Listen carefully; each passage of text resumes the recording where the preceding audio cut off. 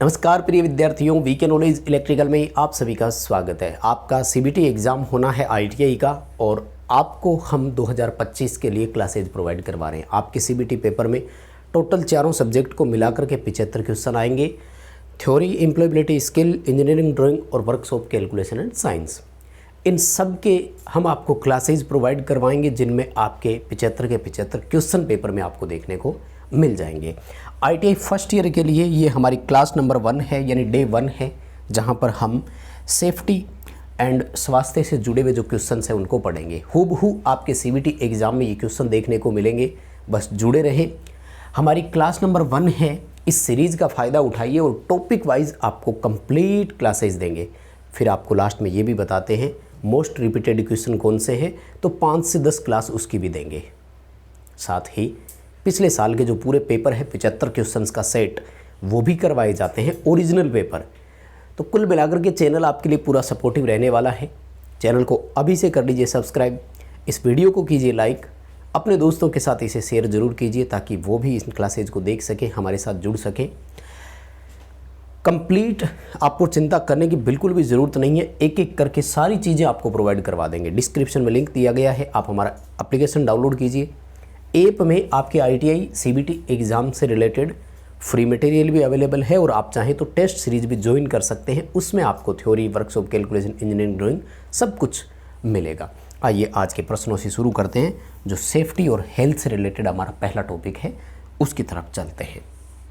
आइए my dear, ये है आज का पहला सवाल आपके सामने और ये सारे के सारे क्वेश्चंस इतने इंपॉर्टेंट है, कवर करना एक भी क्वेश्चन पेपर से बाहर नहीं जाएगा। आपको कहीं ना कहीं ये पेपर देखने को मिलेगा, क्योंकि एक से ज़्यादा दिन आपके पेपर होते हैं, एक से ज़्यादा शिफ्ट भी होती है, तो किसकी शिफ्ट में आता है वो देखा जाएगा।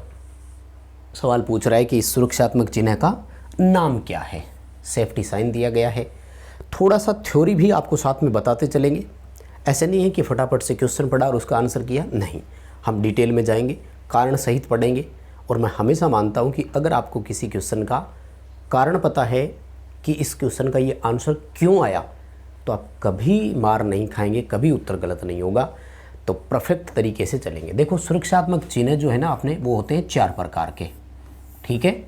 और इनकी पहचान के लिए 2 तो होते हैं वृत्ताकार आकृति में, यानी सर्कुलर होते हैं। एक होता है त्रिभुज की आकृति में और एक होता है आयत या वर्ग की आकृति में। तो अब देखो, पहचान क्या है, बड़ी सरल पहचान है कि अगर त्रिभुजाकार आकृति में आएगा तो वो एक ही है, आयताकार या वर्ग की आकृति में आएगा तो वो भी एक ही है। यानी इन दोनों शेप में से अगर कोई भी आता है तो कन्फ्यूजन की ज़रूरत ही नहीं है। हाँ, जब सर्कुलर फॉर्म में आ जाएंगे तब थोड़ा सा होगा कि अब दोनों में से कौन सा करें, तो उसके लिए फिर पहचान होती है कि चिन्ह कैसा है और बैकग्राउंड का कलर कैसा है। तो जो हमारा आयत या वर्गाकार, जैसा कि यहाँ हम देख रहे हैं स्क्वायर है, वर्ग बना हुआ है, तो ये होते हैं हमारे इन्फॉर्मेटिव यानी सूचनात्मक चिन्ह बोलते हैं अपन इनको हिंदी में। ये हमें बताते हैं कि इस वर्कशॉप में या इस इंडस्ट्री में या इस फैक्ट्री में सुरक्षा साधन कहाँ पर है या कहाँ पर क्या चीज़ें। लाइक ये वाला सिंबल जो है ये फर्स्ट एड बॉक्स को दिखाता है। बाई चांस कोई एक्सीडेंट हो गया तो प्राथमिक उपचार के लिए आपको पेटी कहाँ मिलेगी, तो ये उसको संकेत करता है। अब आता हूँ मैं त्रिभुज वाले पर, है ना। एक एक करके थोड़ा चारों को समझ लेते हैं। आई होप कि आपको अच्छे से कवर भी होगा टॉपिक। बट अभी जल्दी क्या है, अगस्त में पेपर होगा। ये क्लासेज आप जो देख रहे हैं 11 अप्रैल 12 अप्रैल के आसपास की है, तो बहुत समय है आपके पास। त्रिभुज की आकृति जो है ये होते हैं आपके चेतावनी चिन्ह। इंग्लिश में हम लोग इनको वार्निंग साइन बोलते हैं, हिंदी में सचेतक या चेतावनी भी बोल सकते हो। वृत्ताकार वाले 2 होते हैं। एक होते हैं निषेधात्मक, जो कहते हैं कि काम नहीं करना है, लाइक नो स्मोकिंग, है ना। और वृत्ताकार में जो एक दूसरा और है वो है मैंडेटरी साइन, जो कि आपको ये कहता है कि ये कीजिए, ये यहाँ पर आवश्यक है। लाइक जैसे सेफ्टी बेल्ट पहनिए, हेलमेट पहनिए, इस तरह के सेफ्टी इक्विपमेंट के बारे में बोलता है वो आपको। तो अभी इस क्वेश्चन का आंसर डी करना है। अच्छा सुनो, सब बड़ी बात क्या है, आपके पेपर में क्वेश्चन हूबहू आएंगे, यानी ये ऐसा ही आएगा। अगर आता है तो ज़्यादा बदलते नहीं हैं, ठीक है ना। तो इसका डी उत्तर होगा सूचनात्मक चिन्ह। ABCD मत पढ़ना भाई, ये थोड़ा ध्यान रखना है। प्लस का निशान दिया हुआ है, सूचना हो सकता है ना कि यहाँ डी में है, आपके ऑप्शन पेपर में जो है वो C या A में हो, ठीक है। अच्छा प्लीज़ इस वीडियो को आप लाइक ज़रूर करेंगे भाई, बहुत मेहनत लगती है और हमें आपके एप्रिसिएशन की ज़रूरत है। थोड़ा सा धन्यवाद के स्वरूप में आप हमें वीडियो को लाइक ज़रूर करके दें। आइए सेकंड क्वेश्चन पर। सवाल पूछ रहा है अग्नि का समन क्या है। दरअसल हिंदी में सवाल थोड़ा सा मिसप्रिंट है, कंप्लीट नहीं है, इंग्लिश पढ़ो। What is smothering in extinguisher of fire. वो कहता है कि आग समन में स्मूथरिंग से क्या आशय है। तो पहले तो मैं ये बता दूं कि अब पेपर में मिस प्रिंटिंग नहीं आएगी, पूरा लिखा हुआ आएगा। तो स्मूथरिंग का शुद्ध हिंदी जो है ना वो लिखा हुआ आएगा चिक्करण। क्या लिखा हुआ आएगा? चिक्करण। ठीक है क्या चीज़? आग बुझाने के हमारे पास 3 विधियां होती है। दरअसल आग लगती कब है? जब 3 कंपोनेंट का कंपोजिशन हो जाए, यानी 3 घटकों की संयुक्त उपस्थिति से आग लगती है। तो फिर आग को बुझाएंगे कैसे? तो वही 3 विधियां हो जाती है। 3 घटक कौन कौन से थे कि ऑक्सीजन मिलना चाहिए। ऑक्सीजन को हम लोग क्या बोलते हैं? हवा बोल सकते हो, वायु बोल सकते हो, है ना। अगर कहीं पर भी हवा नहीं है तो ऐसे सिस्टम को क्या बोलते हैं? वायु रहित सिस्टम को क्या बोलते हैं अपन लोग? निर्वात। और निर्वात में आग तुरंत बुझ जाती है, पता है ना आपको, वो ऑक्सीजन नहीं होता है। उसके बाद में है फ्यूल। फ्यूल यानी ईंधन। भाई जो चीज़ जलनी है वो तो होनी चाहिए ना। लाइक लकड़ी में आग लगी हुई है तो लकड़ी है तभी तो है। मान लीजिए लकड़ियों का एक ढेर है, आग लगी उसमें, तो वो जैसे लकड़ियाँ जलेगी सारी, आग अपने आप बुझ जाएगी। तो फ्यूल होना भी जरूरी। लाइक पेट्रोल में आग लगी हुई है तो जितना पेट्रोल है उतना जल जाएगा। उसके बाद में आता है हीट, या इसे टेम्परेचर बोल दो, यानी ऊष्मा या तापमान। भाई गर्मी भी होनी ज़रूरी है क्योंकि आग एक निश्चित टेम्परेचर के बाद ही लगती है, हर किसी टेम्परेचर पे आग नहीं लगती। लाइक तो ये 3 चीज़ें। अब हमारे पास विधियाँ क्या है? तो हमारे पास यही तीनों विधियाँ हैं कि या तो ऑक्सीजन रोक दो यानी हवा की सप्लाई बंद कर दो, या फिर वहाँ से फ्यूल को हटा लो, या फिर टेम्परेचर को डाउन कर दो। तो इन्हीं तीनों को हमने नाम दिया। क्या नाम दिया? ऑक्सीजन हटाने वाले को बोलते हैं स्मूथरिंग। जैसे कहते हैं ना कि सिलेंडर में आग लग जाए तो उसे मोटे कंबल से ढक दो। कंबल से ढकने का मतलब यही होता है कि उसमें ऑक्सीजन की सप्लाई रुक गई, आग बुझ जाती है। फ्यूल हटाना, ईंधन हटाने को इंग्लिश में बोलते हैं स्टार्विंग। आगे क्वेश्चन आएगा मैं बताऊंगा। स्टार्विंग का शुद्ध शब्द होता है भूख से मर जाना। भूख मतलब का होता है कि जलने के लिए आग को कुछ मिला ही नहीं तो अपने आप ही बुझ गई, ये कहलाता है भूख से मर जाना। इंग्लिश में बोलते हैं स्टार्विंग। स्टार्विंग का मतलब होता है ईंधन को वहाँ से हटा लेना। जैसे लकड़ियों के ढेर में आग लगी हुई है, जिस तरफ आग लगी हुई है दूसरी साइड से हटा लो, अपने आप बुझ जाएगी। और तीसरा है कूलिंग का उपयोग करके या पानी का उपयोग करके टेम्परेचर को डाउन करवा दो, इसे इंग्लिश में बोलते हैं कूलिंग। तो आग बुझाने की 3 विधियाँ थी। पहला सवाल जो अपन से पूछा जा रहा है वो किसके बारे में? स्मूथरिंग। स्मूथरिंग होता है ऑक्सीजन की सप्लाई काटना। ये रहा डी ऑप्शन आपके सामने। आई होप क्वेश्चन का आंसर आपको बहुत अच्छे से समझ में आया होगा। थ्योरी अब पढ़ने की ज़रूरत ही नहीं है, सारा आग वाला एक तरह से टॉपिक ही आपका फटाफट से रिवाइज हो गया, यूँ समझ लो। आइए नेक्स्ट क्वेश्चन की तरफ। सवाल देखो क्या करें। निम्न में से कौन सा भौतिक खतरा है? भौतिक का मतलब है फिजिकल।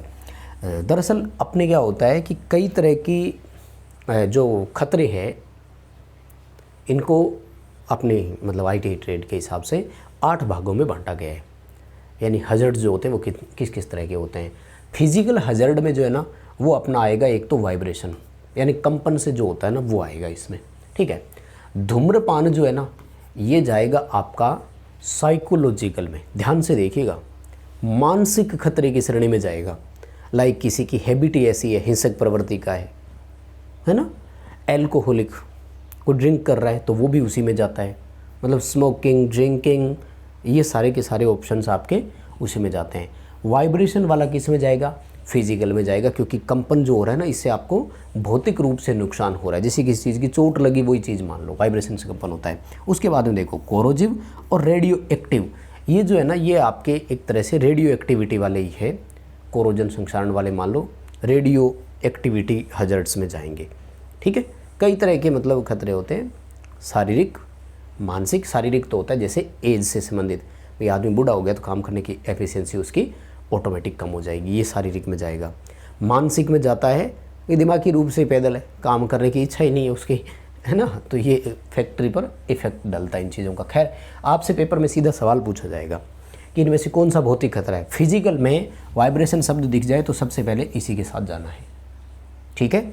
उसके बाद में हीट एंड कोल्ड, ये भी है, हीट भी इसी में आएगा, कोल्ड भी इसी में आएगा। बहुत ज़्यादा ठंड, बहुत ज़्यादा सर्दी, ये शरीर पे सीधा असर डालती है ना, तो ये भी भौतिक में ही जाएगा, ठीक है। और भी है, टोटल 8 तरह के हैं। वैसे टाइम मिले तो थ्योरी पढ़ लेना थोड़े से, इसकी ये ज़्यादा हो जाएगा अगर अपन 8 के 8 पर डिटेल से बात करेंगे तो। आइए अगले सवाल पर। वो कहता है कि आग बुझाने के लिए निम्न में से इसका सही क्रम क्या है। पहले तो शॉर्ट में पढ़ो, क्योंकि आजकल पेपर में शॉर्ट ही पूछता है। तो शॉर्ट में हम लोग अग्निशामक यंत्र को चलाने की जो प्रक्रिया होती है उसे पास बोलते हैं। पेपर में आपसे सवाल पूछा जाएगा, आग बुझाने के लिए जो अग्निशामक यंत्र है उनको चलाने की सही प्रक्रिया क्या है, तो उसको शॉर्ट में हम लोग पास लिखते हैं, PASS। अब आजकल पेपर वाला इतना लंबा चौड़ा आपको तो देता है, खैर कंपटीशन एग्जाम में भी ये क्वेश्चन आते हैं, है ना। अभी तो देखो फर्स्ट ईयर में हो, जब सेकंड ईयर भी पास करोगे उसके बाद भर्ती परीक्षाओं की तैयारी करने, जैसे किसी को इसरो में जाना है, किसी को DRDO में जाना है, किसी को रेलवे में टेक्नीशियन लगना है, रेलवे में लोको पायलट लगना है, तो कंपटीशन एग्जाम की जब तैयारी करोगे तो ये क्वेश्चन वहाँ पूछे जाएंगे। अब कंपटीशन वाले क्या करते हैं, आपसे सवाल पूछते हैं कि अग्निशामक यंत्र चलाने की प्रक्रिया पास में पहले एस से क्या आशय है। अब अगर आपको चारों याद होंगे, सीक्वेंस से याद होंगे, तो शायद उस दिन आप बहुत बेहतर तरीके से जवाब दे पाएंगे। कोई सोचेगा कि जी अभी तो एक बार ITI कर रहे हैं, यही बता दूँ, तो बिल्कुल ये रहा आपके सामने, पुल, एम, सिक्यूज और स्वीप। पुल का मतलब होता है दबाना या खींचना, पुश का मतलब होता है वैसे दबाना, पुल का मतलब होता है खींचना। ये कह रहा है कि वो जो नोजल लगी रहती है ना अग्निशामक यंत्र के ऊपर से, उस नोजल को खींच करके हटा दीजिए। ऐसे सीधा नहीं चलता है ना अग्निशामक यंत्र, उसकी नोजल को हटाना पड़ता है। उसके बाद में है एम। एम का मतलब होता है टारगेट, यानी आपका उद्देश्य क्या है, कि हमें दिख रहा है कि वो आग हमें बुझानी है वहाँ से। फिर वो कहता है कि सिक्यूज। सिक्यूज का मतलब होता है कि उसको इस तरह से दबाइए कि वो प्रेशर से, लाइक ड्राई पाउडर है तो वो बाहर निकलना शुरू हो जाए, फोम है तो वो झाग बाहर निकलना शुरू हो जाए। और स्वीप, उस आग पर घुमा दीजिए उसे। ये है प्रोसेस। ए ऑप्शन के साथ जाएंगे, शॉर्ट में पास बोलते हैं चारों का। इसमें कंफ्यूज क्या करेगा, देखो ये रहा पुल, एम, स्वीप और सिक्यूज, देखो इसको आगे पीछे कर दिया। बड़ा सावधानी वाला क्वेश्चन है, जल्दबाजी मत करना। किसी को याद तो है कि पुल, एम, स्वीप, सिक्यूज, पर यहाँ आकर भूल गए कि स्वीप पहले करूँ कि सिक्यूज पहले, तो सिक्यूज पहले आता है, ठीक है ना। स्वीप लास्ट में है कि भाई अब घुमा दो, जो आग का आपका टारगेट है उस पर इसे घुमा दीजिएगा, ठीक है। वापिस आगे क्वेश्चन, उसी पे चर्चा चल रही है ना, तो ख़त्म नहीं हुआ क्वेश्चन। आइए अगले सवाल पर देखो, बहुत इंपॉर्टेंट क्वेश्चन है, अच्छे से कवर करना। ये नया टॉपिक जुड़ा है और अब इसके कंपटीशन एग्जाम में सवाल आने शुरू हो गए, तो बच्चे वहाँ भी कवर कर रहे हैं। 5S सबसे पहले तो बताऊँ है क्या चीज़, तो ये हाउस कीपिंग से संबंधित है और कुछ नहीं है। हाउस कीपिंग शब्द समझते हो क्या। हाउस कीपिंग का मतलब होता है कि जो चीज़ जहाँ से उठाई ना वहीं रखो। जैसे घर में चीनी का डब्बा है, अब वो बाथरूम में शोभा नहीं देगा, आप समझ रहे हैं, उसकी जगह एक व्यवस्थित है। तो वो कहता है कि हमें भी किसी फैक्ट्री में, किसी ऑफिस में, या इवन हम कहीं पर काम कर रहे हैं, कोई भी आपका इंडस्ट्रियल सिस्टम हो, तो वहाँ पर हमारे पास एक सिस्टम है। लाइक एग्जांपल दूं कि आप वेल्डिंग करने जा रहे हो और हेलमेट लगा के जा रहे हो। वेल्डिंग करने के लिए जाओगे तो चश्मा लगाना पड़ेगा ना। हाइट पे चढ़ रहे हो और वहाँ हैंड ग्लव पहन के जा रहे हो, वहाँ तो सेफ्टी बेल्ट पहनना पड़ेगा। तो ये हाउस कीपिंग क्या करता है कि 5S के थ्रू हमें बताता है कि ये जो 5 है, ये 5 आपके सीक्वेंस है, ये 5 आपकी चीज़ें हैं, 5 आपके स्टैंडर्ड है जिनको आपको फॉलो करना है। तो सबके सब याद रखना बहुत इंपॉर्टेंट है। पहला जो होता है ना वो होता है शॉर्ट, मतलब छंटनी कर लो। सेकंड होता है सेट इन ऑर्डर, इसी तरह से चलता है। फिर साइन आता है, फिर स्टैंडर्डाइज आता है। तो ये जो मानकीकरण है ना, ये आपका चौथा स्टेप होता है। और पांचवा होता है सस्टेन। क्या होता है? सस्टेन। आजकल इनका कंपटीशन एग्जाम में जापान का पूछा जाने लग गया कि जापान में 5S का तीसरा जो स्टेप है वो क्या है। अभी आपको तो कुछ नहीं करना है, आपको तो इतना ध्यान रखो कि मानकीकरण वाला जो है स्टेप कौन सा है, तो चौथा स्टेप है। एक्स्ट्रा कुछ पूछा ही नहीं जाना है, तो क्यों ज़्यादा घबराहट लेनी, क्यों ज़्यादा टेंशन लेनी, इतना ही पढ़ो जितनी ज़रूरत है ना। आइए अगले सवाल पर। क्वेश्चन आपसे पूछ रहा है कि मूल श्रेणी के सचेतक चिन्ह है। देखो अभी मैंने बताया ना, हिंदी में हम इसे सचेतक बोल रहे हैं, और चेतावनी भी लिख सकता है, कुछ भी लिख सकता है वो, है ना। लेकिन इंग्लिश एक ही रहेगी, वो है वार्निंग साइन। और उसका बैकग्राउंड पूछ रहा है, तो चेतावनी चिन्ह की सबसे पहले तो आपको आकृति पर ध्यान देना है, यानी शेप कैसी होगी। तो शेप होती है इसकी ट्राइंगल, त्रिभुजाकार आकृति में होगा। और ये तो आपने देखे भी बहुत होंगे। कहाँ पर? सड़कों पर अपन देखते हैं ना, जब भी आप जाते हैं, मोड़ आ रही है कहीं पर, तो आपको मिल जाता है ना। तो इनका जो बैकग्राउंड कलर होता है ना, वो होता है येलो यानी पीला, और जो वो आपका चिन्ह बना होता है उस पर, वो होता है ब्लैक कलर का यानी काले रंग का। तो दोनों का याद रखना।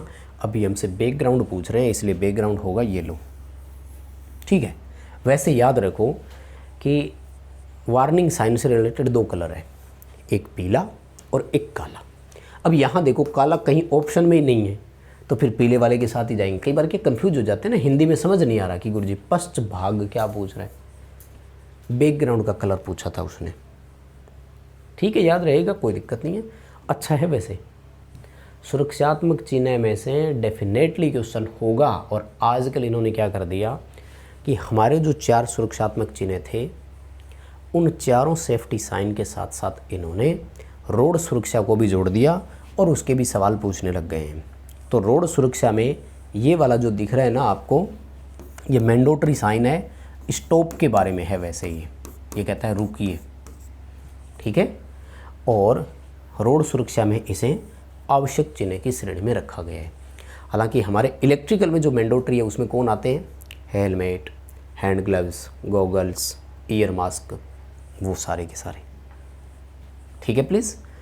और क्या मानकर चलूँ, वीडियो को कर दिया होगा लाइक, अभी कमेंट करके ज़रूर बताइएगा। और आइए माय डियर अगले सवाल पर। ये बहुत इंपॉर्टेंट क्वेश्चन है, टूल्स वाले में दोबारा पढ़ेंगे इसको। अभी इस चैप्टर में दिया हुआ है तो यहाँ भी कवर करेंगे, लेकिन जब टूल पढ़ाऊँगा तो दोबारा कराऊँगा। और ये 101% पक्का ये पेपर में आपके, इसे रट लीजिए बहुत अच्छे से। इसके 2 तरीके से क्वेश्चन आएंगे, 2 क्या 3 भी आ सकते हैं। पहला सवाल तो यही आया कि पिंसर का उपयोग क्या है, बहुत इंपॉर्टेंट क्वेश्चन है। सेकंड सवाल आता है, इसका फोटो देकर पूछते हैं कि इस औजार का क्या उपयोग है, 2 क्वेश्चन। और तीसरा आता है सीधा ही कि ये काम करने के लिए आप किसका इस्तेमाल करते हैं। घुमा फिरा करके पिंसर से जुड़ा हुआ सवाल ज़रूर पूछेंगे। तो पिंसर का अगर वो पेपर में इस बार शुद्ध हिंदी लिख दे तो ध्यान रखना, हम लोग इसे चिमटा बोलते हैं। क्या काम आता है, ये कारपेंट्री वर्क में काम आता है, वुड वर्किंग में काम आता है, लकड़ी के काम में आता है। काम में क्या आता है कि जो छोटी छोटी कीलें लकड़ी में फंसी होती है ना, उसको निकालने के लिए। इसकी जगह अपना एक हैमर काम कर सकता है, उसे क्ला हैमर बोला जाता है। कौन सा बोलते हैं, क्ला हैमर, क्लो हथौड़ा बोलते हैं, जो आगे से ऐसे 2 टांगे फटी हुई रहती है और यूँ इस तरह का होता है जबड़ा उसका। पिंसर कैसा होता है, आगे डायग्राम आएगा तो मैं वही दिखाऊंगा, नहीं तो आप अपने हिसाब से थोड़ा देख लेना, डायग्राम आएगा आगे। इंपॉर्टेंट बहुत है, अगेन एंड अगेन पेपरों में सवाल आया है। ये रहा सी ऑप्शन, लकड़ी में से पिन और कीलों को निकालना, ठीक है। पिन और पतली नुकीली कीलें जो होती हैं उनको बाहर निकालने के लिए पिंसर यानी चिमटे का उपयोग करते हैं। वुड वर्किंग के लिए most important, very very most important है। और ये देखो, ये जितने भी क्वेश्चन मैं आपको आज करवा रहा हूँ ना, ये देखो मैं 2019 से आपके एग्ज़ाम को फॉलो कर रहा हूँ और 2021-20 में तो हुए नहीं, खैर 21 से सीबीटी हो गया था। तो सीबीटी को तो लगातार, और 21, 22, 23, 24 पिछले 4 सालों के आप देखो एग्ज़ाम हमने अपलोड भी कर रखे हैं इसी चैनल पर। तो यही क्वेश्चन रिपीट हुए थे, तो कन्फर्म है आपके पेपरों में भी इस साल यही आएंगे। क्या कह रहे हैं, इनमें से कौन से प्लायर का उपयोग तार का हुक और लूप बनाने के काम आता है। अब देखो लूप होता है ऐसे, ये क्या बन गया, सर्किल। सर्किल बनाने के लिए कौन काम करेगा, फिर राउंड, क्योंकि सर्किल को राउंड बोल सकते हो आप। तो राउंड नोज प्लायर आता है एक विशेष प्रकार का, इसमें थोड़ी सी नाक जो होती है ना वो टेढ़ी होती है प्लास की, जो पकड़ करके ऐसे घुमाने के लिए ईजी होता है। ये वायरिंग की कहीं स्क्रू कसने के लिए अपन तार का हमें लूप चाहिए होता है, तो उस दौरान इस प्लास का अपन इस्तेमाल करते हैं। डायगोनल कटिंग प्लायर जो होता है ना, इसे दूसरा नाम है इसका निपर बोला जाता है। और ये तब काम आता है जब कहीं पर टेढ़ी चीज़ काटनी हो, एकदम सीधी नहीं हो तब, ठीक है। तो ये वाला बहुत इंपॉर्टेंट है, एग्ज़ाम में सीधे सीधे आए हुए क्वेश्चन है। मैं पूरे कॉन्फिडेंस से बता रहा हूँ, इतना पढ़ लो। अगर पूरे साल मेहनत भी नहीं कर पाए हो ना तो ये ज़रूर पढ़ लो, कन्फर्म है अच्छे नंबरों के साथ पासिंग की। हाँ बस ये आपको क्लासेज हमारी सारी देखनी होगी। अभी तो क्लास 1 है, कम से कम 20 क्लास होगी आपकी, फिर 10 इम्पोर्टेंट वाली होगी, फिर पेपर करवाएंगे तो हो जाएगा पेपरों तक काम आपका। आइए अगले सवाल पर। विद्युत उपकरण में लगी आग बुझाने के लिए किस अग्निशामक यंत्र का उपयोग करेंगे। इलेक्ट्रिक जो आग है ना, उसको बुझाने के लिए एक विशेष प्रकार का अग्निशामक यंत्र है, उसे हेलोन बोलते हैं। अगर आपसे कभी पूछ लिया जाए ना कि हेलोन में क्या होता है, तो हेलोन में CTC और BCF नाम की 2 गैसें होती हैं। CTC का पूरा नाम है कार्बन टेट्रा क्लोराइड, और BCF का पूरा नाम है ब्रोमो क्लोरो डाइफ्लोरो गैस। ये कंपटीशन एग्ज़ाम में भी सवाल आए। देखो हम साल भर में लगभग 8 महीने 9 महीने कंपटीशन वालों को पढ़ाते हैं, 3 महीने 4 महीने आपको देते हैं, तो दोनों तरफ का अनुभव है अच्छा खासा, इसलिए चीज़ें आपके साथ शेयर कर रहे हैं। सवाल पूछा था कि हेलोन प्रकार के अग्निशामक यंत्र में भरी जाने वाली गैस का नाम क्या है। BCF होता है ब्रोमो क्लोरो डाइफ्लोरो बोलते हैं इसे। ठीक है, सिंपल सा है, वैसे कोई प्रॉब्लम है नहीं, सारे ऑप्शन बता देता हूँ। झाग वाला इंग्लिश में बोलते हैं फोम टाइप, इसका इस्तेमाल तब करना है जब द्रव में आग लगी हो। कहाँ पर? लाइक किसी पेट्रोल में आग लग गई हो, समझ गए ना। उसके बाद में गैस कार्ट्रिज और स्टोरेज प्रेशर वाले, तो ये लकड़ी कागज़ इनमें, यानी क्लास A आग जो होती है ना, उस A फायर को बुझाने के लिए होता है। ठीक है, तो अच्छा खासा है क्वेश्चन, तो पढ़ना तरीके से, बहुत अच्छा क्वेश्चन मैं इसे कहूँगा। मुझे ये चीज़ें पसंद भी आती है बहुत तरीके से जब हम लोग पढ़ते हैं ना। देखो अनुभव और किसी चीज़ का है ना यूटिलाइज़ करना वो भी होता है कई बार, तो आप जुड़े रहें चैनल से। सारा अनुभव पिछले जो CBT एग्ज़ाम से दिया है, वैसे तो काफ़ी लंबा अनुभव है। आइए अगले सवाल पर। अपशिष्ट निपटान की कौन सी विधि गर्मी पैदा करती है? देखो अपशिष्ट जो होता है ना, उनको निपटाने के कई सारे ऑप्शन है, तो मैं एक एक करके बताता हूँ। पहला है, इस क्वेश्चन का आंसर दे देता हूँ, तो इसे बोलते हैं भस्मीकरण। भस्मीकरण का मतलब होता है जलाना।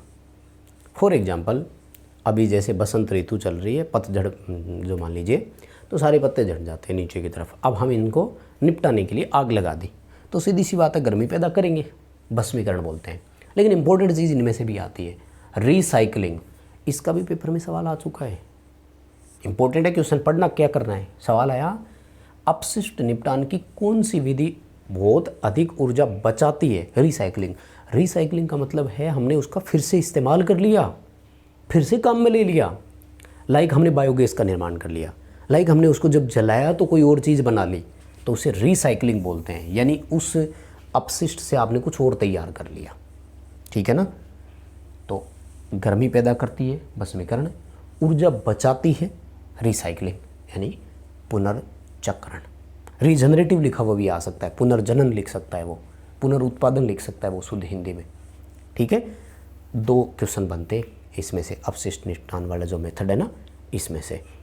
अब आ जाओ भाई PPE किट में से डेफिनेटली क्वेश्चन आएंगे, तो इसका एक बार तो पेपर में PPE का पूरा नाम ही आ गया, तो पहला क्वेश्चन तो यही सुनो। इसका होता है पर्सनल प्रोटेक्टिव इक्विपमेंट, व्यक्तिगत सुरक्षा उपकरण। आपको अपनी सुरक्षा के लिए इसे इस्तेमाल करना होता है। हमारे टोटल PPE जो होते हैं ना वो 8 प्रकार के होते हैं, ऊपर से लेके एकदम नीचे तक।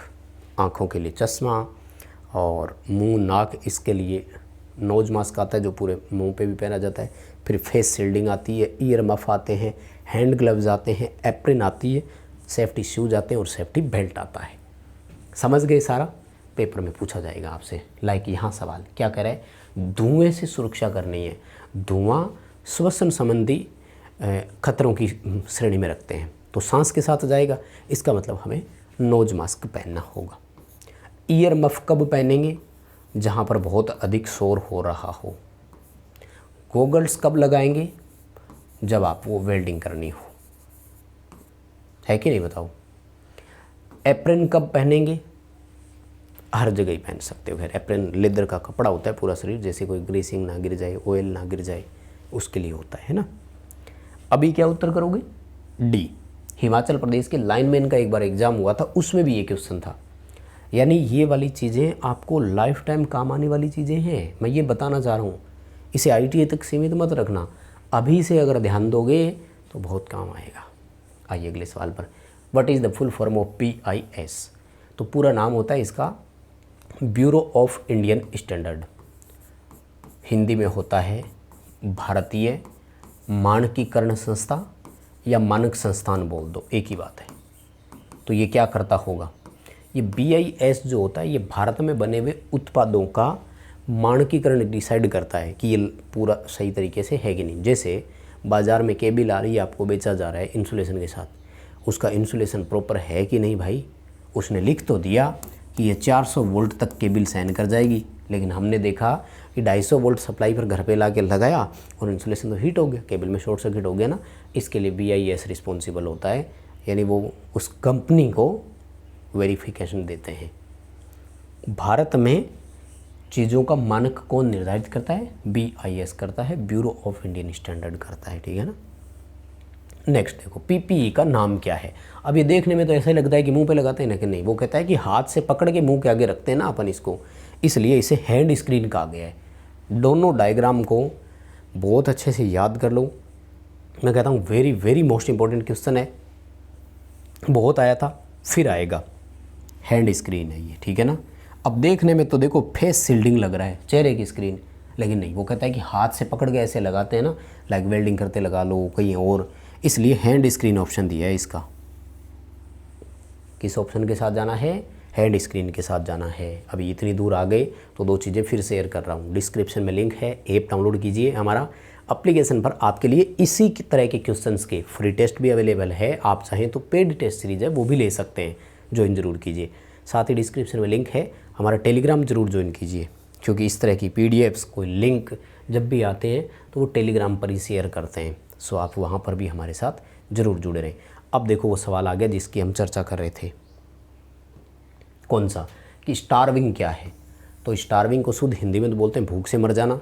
भूख मर जाने का मतलब होता है ईंधन को हटा देना। इस क्वेश्चन की एक गलती है। गलती क्या है कि हिंदी में तो देखो ईंधन अलग कर देना यहाँ लिख रखा है, और यहाँ लिख रखा है जल का तापमान कम करना, यानी इस इंग्लिश की हिंदी यहाँ है, इस इंग्लिश की हिंदी यहाँ है, इसमें कोई डाउट नहीं है। कैसे गुरुजी? जब भी किसी क्वेश्चन के हिंदी और इंग्लिश पार्ट में कोई भी कन्फ्यूजन, कोई भी करेक्शन होती है, देन हमेशा इंग्लिश वाला ही सही माना जाता है। तो हमें C option, remove fuel from the fire, आग से ईंधन को हटा देना या अलग कर देना, इस ऑप्शन के साथ ही जाना होगा, ठीक है। देखो नेक्स्ट क्वेश्चन, भारी भार को उठाना है और उसे ट्रांसफ़र करना है, इसके लिए किसका इस्तेमाल करेंगे? देखो क्रेन और सीलिंग आती है भाई। क्रेन होती है, चेन ब्लॉक देखा है, अभी छोटी एज में हो बच्चे है ना, आपने कभी प्रैक्टिकल काम किया नहीं होगा। भार उठाने के लिए ना हाथ से एक चेन ब्लॉक का इस्तेमाल करते हैं। वो चेन ब्लॉक आजकल मोटराइज ऑपरेट होने लग गए, मोटर से जब चलता है तो उसे क्रेन बोलते हैं। क्रेन में अपनी DC सीरीज मोटर हो सकती है, इंडक्शन की तरफ जाएंगे तो 3 फेज की स्लिपरिंग इंडक्शन मोटर हो सकती है।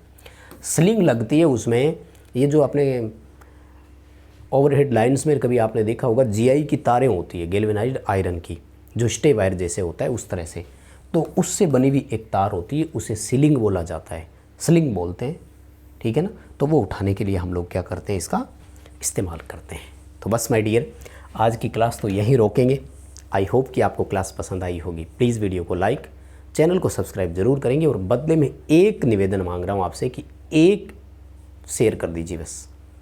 आपके जो भी फ्रेंड सर्किल है, जो भी व्हाट्सएप ग्रुप है, उसमें इस वीडियो को डालिए ताकि उन तक भी पहुंच सके। किस किस ने वीडियो पूरा देखा ये भी ज़रूर बताइएगा। बहुत धन्यवाद।